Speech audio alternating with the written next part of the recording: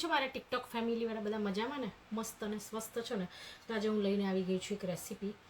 આમ તો બધાને ઇન્ડિયન અને ગુજરાતીઓને તો બધાને ખબર જ હોય મસાલા પાઉં. તો એના માટે આપણને જોઈશે કેપ્સિકમ, ટામેટા, લીલા ધાણા, ઓનિયન, ગ્રીન ચીલી,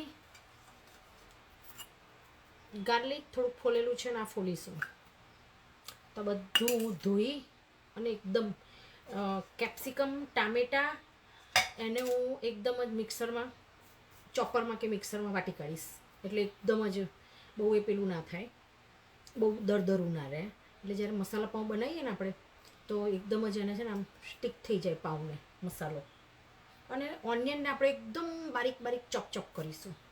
અને મરચું અને લસણને બી આપણે મિક્સરમાં વાટી દઈશું, ચોપરમાં કે મિક્સરમાં એકદમ એને પેસ્ટ જેવું બનાવી લઈશું. એટલે કોઈના મોંમાં આવે નહીં, એટલે કોઈ એવું ના કે આ મને નથી ભાવતું કે આ મને ભાવે છે.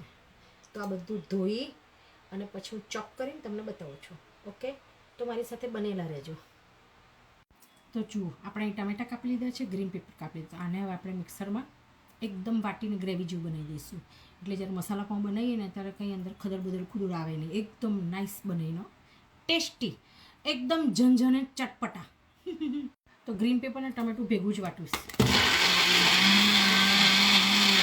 તો આવી રીતે વાટી લીધું છે અને કાઢી લઈશું આપણે એક સાઈડમાં બાઉલમાં. તો આની અંદર મેં 5 થી 6 મરચાં નાખ્યા છે, એકદમ લવિંગિયા. લસણ નાખ્યું છે અને આટલું કકડું આદું નાખ્યું છે. આને પણ વાટી લઈશું એટલે કશું જ આપણને ખડું ખડું મોઢામાં ના આવે. તો આપણે બધું વાટી ઉટીને તૈયાર છે. બટેકું બી બફાઈ ગયું છે. તો તમે જોઈ શકો છો ઓનિયન ઝીણી ઝીણી ચોપ કરી લીધી છે, કેપ્સિકમ અને ટમેટા વાટી લીધા છે, આદુ મરચાં લસણની પેસ્ટ છે, લીલા ધાણા છે. અહીંયા મેં 2-3 બટેકા નાના નાના બાફી લીધા છે બાઇન્ડિંગ માટે. અને આપણી પાસે કિચન કિંગ મસાલો છે અને પાઉંભાજી મસાલો છે. અને આપણા રેગ્યુલર મસાલા તો ખરા જ. તો હવે આપણે એને વઘારવાની પ્રક્રિયા શરૂ કરીશું. તો અહીં આપણે એડ કરીશું અવાકડો ઓઇલ.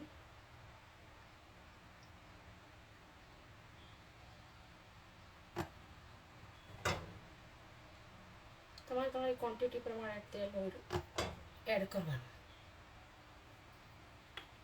તેલ ગરમ થશે એટલે આપણે, તો ઓઇલ ગરમ થઈ ગયું છે તો આપણે સૌથી પહેલાં નાખીશું ઓનિયન.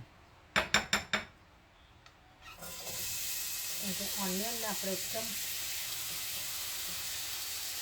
સોતે કરી દેવાનું છે.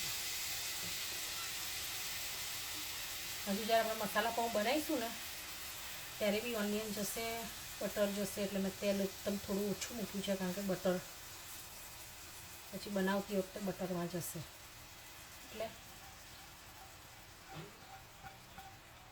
ઓનિયન એકદમ સોતે થઈ જશે ને પછી આપણે એડ કરીશું ટમેટાં અને ગ્રીન પેપરનું આપણે જે મિક્સર બનાવ્યું છે ને એ એડ કરીશું. તો હવે આને એકદમ મીડિયમ તાપ પર સોતે થવા દઈશું. તો ડુંગળી સોતે થઈ ગઈ છે, જુઓ સરસ. તો હવે આપણે આમાં એડ કરીશું ટામેટાં અને કેપ્સિકમનું જે આપણે વાટીને મિક્સર તૈયાર કર્યું છે ને એ આપણે એડ કરી દઈશું. એક તો આ રસોઈ કરતાં આને રાખવું એટલે ફોનને હેન્ડલ કરવું એટલે જોયું. હવે આપણે આને થોડી વાર ચડવા દઈશું, સોતે થવા દઈશું.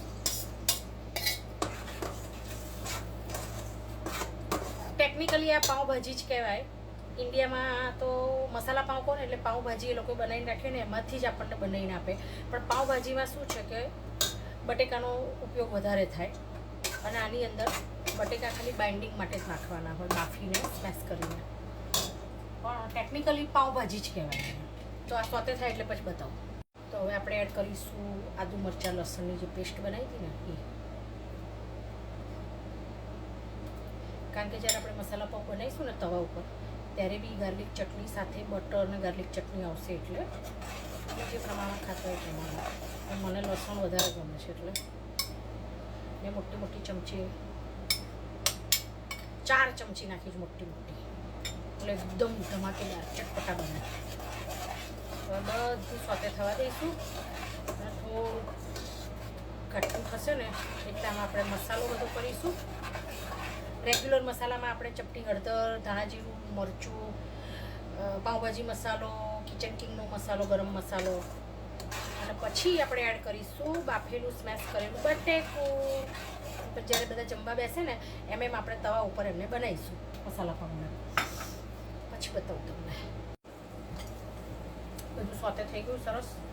ટામેટાં ક્રશ કરી નાખ્યા ને એટલે ગ્રેવી જલ્દી ઘટ્ટ થઈ જાય. તો આપણે નાખીશું ધાણા જીરું.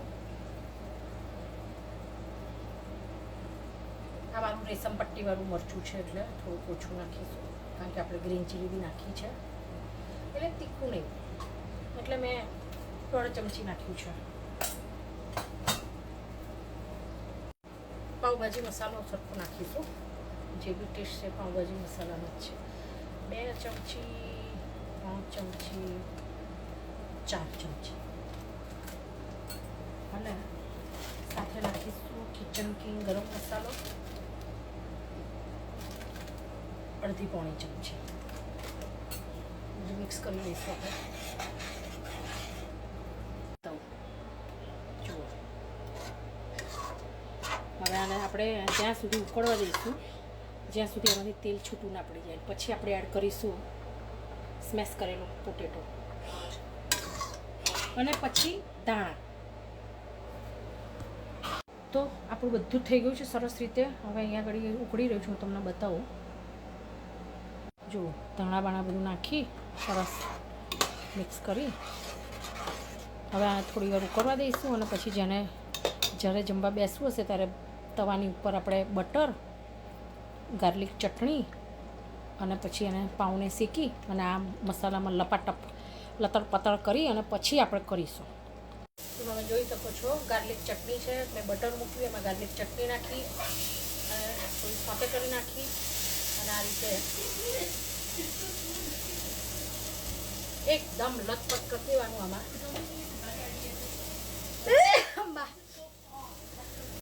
ગરમા ગરમ બટર, ગાર્લિક ચટણી અને એમાં લતાલત. બનાવતા વિડીયો કરવો ને એટલું ડિફિકલ્ટ છે ને કે અહીં કરીએ ને તો અહીં રહી જાય ને ચારે બાજુ બધું ફેલાઈ જાય. તો હું બનાવી દઉં, ફાઇનલ બતાવી દઉં તમને કે ફાઇનલ કેવી રીતે. જુઓ, તો આને મેં પહેલાં છે ને ઢોસાની તવી ઉપર બટર, ગાર્લિક ચટણી અને પછી ભાજી નાખી અને પછી આ બ્રેડ શેકી કાઢી અને એની પછી અંદર લતડ પતળીનો સી એકદમ ચટપટું તીખું ધમધમાટ તમારું મોઢું ચોખ્ખું થઈ જાય. અને આની જોડે હોય ઠંડી ચિલ્ડ કોલ્ડ સોરી ઠંડી ચિલ્ડ કોક. કેટલી મજા આવે એનો.